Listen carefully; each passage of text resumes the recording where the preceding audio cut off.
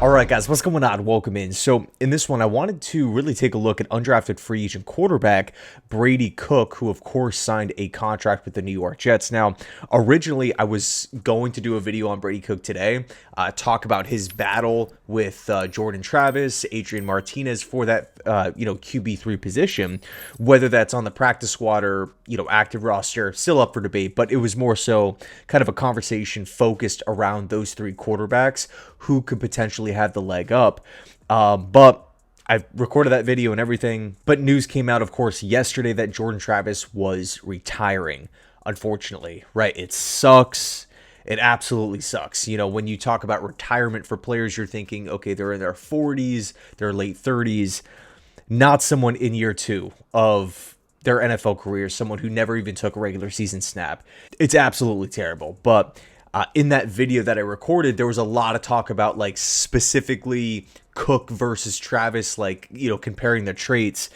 So I'm like, you know what? Let me just scrap the entire video and let's just focus here on Brady Cook. Now, Cook is someone who has a lot of playing experience at Missouri, but over the last 3 years, we actually saw a lot of not only just really good football, but also development, right? Brady Cook, you kind of felt like just improved upon his game, even though 2024 statistics weren't as maybe impressive as 2023, there were definitely strides made, right? So when we take a look at Brady as a prospect, 6'2", 215, he has a good arm, he is a good athlete, he has really, really impressive speed. Actually kind of shocking a lot of people with his 40 time at a 4.59 at the NFL Combine.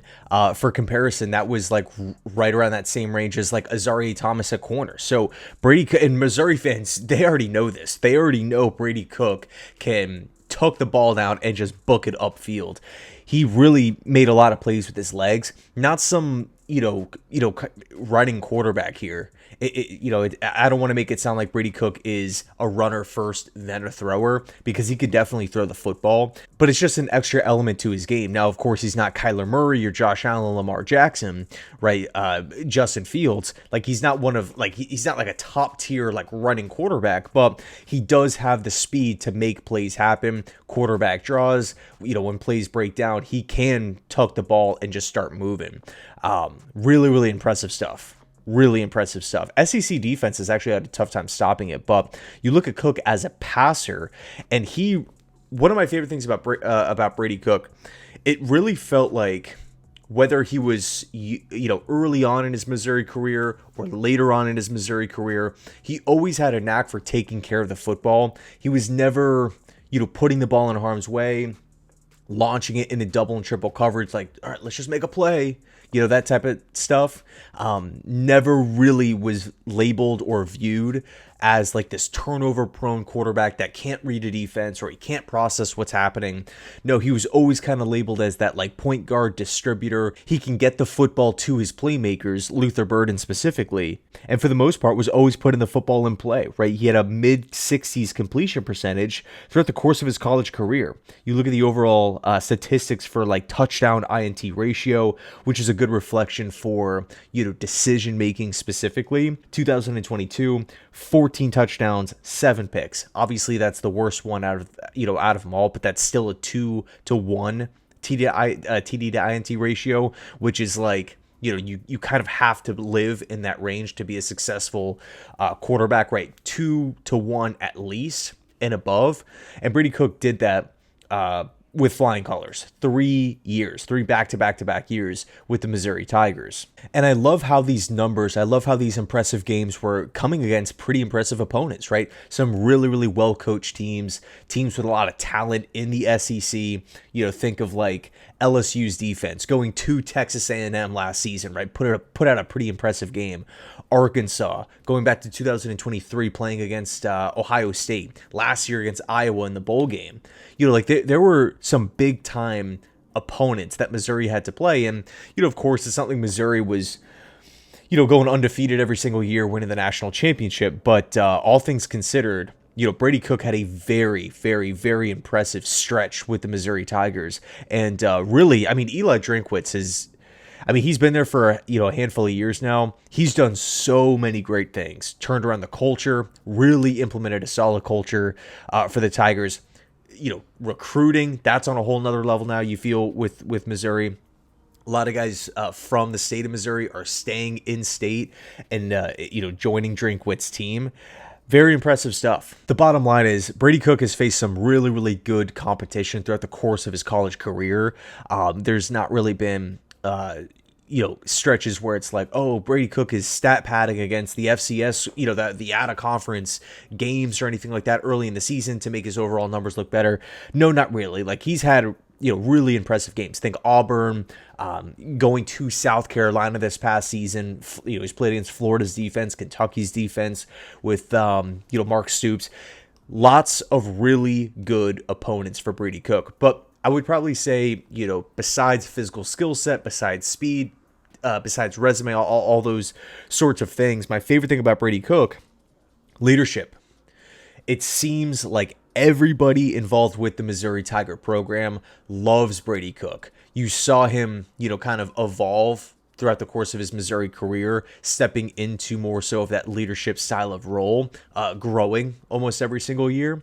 But, I mean, this dude was tough as hell, man. Like, there were moments where he would get hurt, miss games, try to come back, and actually, like, there was actually a game where I believe, if my memory serves me correctly, I think he left the stadium, went to the hospital, came back, and then finished the game. It was last season against Auburn. Now, I don't know how far the hospital was away, but still, just that, that story alone, right? That fact alone tells you all that you need to know about someone's toughness, especially at the quarterback position, where it's like, like if you're in an SEC program and you're maybe at corner or guard or another position, the depth at the position is pretty deep, in these big time football powerhouses. But with quarterback, that obviously when you have a quarterback change, that it disrupts the timing, it disrupts kind of the flow of the game. It changes play calling on the offensive side of the football, the potential game plan as well. If you don't have quarterbacks with comparable skill sets. But, Brady Cook shows back up. They win the game against Auburn. And, again, that sort of leadership quality is that kind of feels like an Aaron Glenn type of player. He wants those guys that love football. He wants those guys to leave it all out on the field.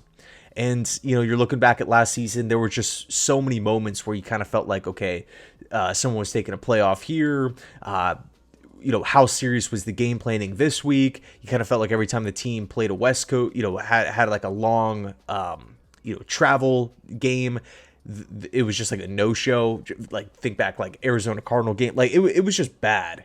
It was bad. You want those players that are like looking at the opportunity, looking at the New York Jets, and they're just so proud to be a part of this squad, and they're willing to do whatever it takes. Brady Cook seems like that type of player. Now, another point that I want to bring up here that I feel like this is an assumption on my part, but I wonder, right, because everyone knows, okay, Brady Cook signs with the Jets as an undrafted free agent.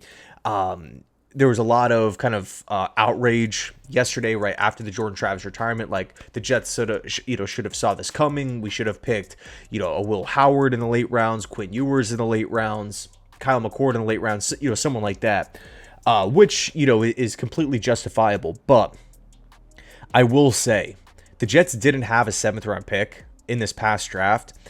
And not only was Brady Cook, one of the top 3 to 5 undrafted free agents on the market, but who was the 1st round pick made by the Jets? It was Armand Membou. You got to imagine that when Aaron Glenn and this offensive staff were watching Armand Membou, all those reps, all those games, really kind of doing their due diligence with Membou, putting in the time, they're watching Brady Cook as well. They're watching these plays kind of, transpire. So, it kind of, and again, it's a straight assumption on my part, but it kind of makes you think, do the Jets view Brady Cook as that, potential developmental quarterback, compared to just the prototypical undrafted free agent, like, hey, we'll give you a shot? Or is it more so, we got Membou, we've watched a lot of his tape, therefore we've watched a lot of your tape in Brady Cook, maybe there's something here, it's someone that we feel really familiar with at the quarterback position because of all the scouting that went into, looking at Armand Membu. So anyway, let me know your thoughts down below in the comment section. I'm actually really excited to see what he does in preseason. Training camp is one thing, but preseason games, I think Brady Cook will have a lot of opportunities because we already know Fields is going to start. Tyrod Taylor is going to be quarterback too. And then for QB3, that is wide open, right? Completely up in the air. So it'd be really cool to see Brady Cook get a quarter a game or maybe even a half a game as the preseason weeks go by and the Jets start resting their starters a little bit more. But yeah, anyway, let me know your thoughts. Thanks so much. And as always, go Jets.